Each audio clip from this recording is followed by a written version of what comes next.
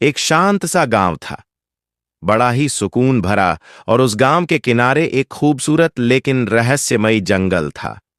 लोग उसे जादू भरा जंगल कहते थे। कुछ लोग उसे अनोखा जंगल भी बोलते थे। ये जंगल आम जंगलों जैसा नहीं था। यहाँ के पेड़ रोशनी में चमकते थे, फूल महकते हुए जैसे फुसफुसाते थे, और नदी एक मीठी धुन में बहती थी। मगर गांव वाले डरते थे। उनका मानना था कि जो भी उस जंगल में गया वो कभी वापस नहीं आया। इसीलिए सब लोग उस जंगल से दूर ही रहते थे और जादू के नाम से ही घबरा जाते थे। उसी गांव में एक नरम दिल, समझदार और मददगार गाय रहती थी, जिसका नाम था गौरी। गौरी बच्चों के साथ खेलती, बड़ों की मदद करती और जिसे भी कोई परेशानी होती उसका सहारा बनती। उसकी सबसे खास बात थी, उसे नई चीजें जानने का बड़ा शौक था। गौरी की सबसे प्यारी दोस्त थी चंचल, एक शरारती मगर दिल की सच्ची बंदरियां। वो हमेशा कुछ न कुछ नया करने में लगी रहती, पर दोस्ती में बड़ी वफादार थी।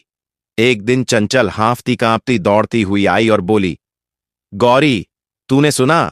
जंगल में एक चमकता हुआ दरवाजा खुला है। लगता है जैसे किसी जादुई दुनिया का रास्ता हो।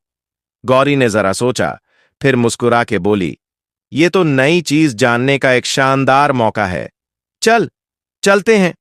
दोनों ने तय किया कि अब की बार वो जादुई जंगल की सैर जरूर करेंगी। अगली सुबह दोनों निकल पड़ीं। जैसे ही उन्होंने जंगल में कदम रखा, उनकी आंखें हैरानी से चमक उठीं। पूरा जंगल रोशनी से नहाया हुआ था। पेड़ आपस में कुछ फुसफुसा रहे थे, तितलियां मीठे गीत गा रही थीं, और एक चमकता हुआ रास्ता उन्हें आगे की ओर ले जा रहा था। चंचल ने एक तितली से पूछा, ये सब इतने खुश क्यों हैं?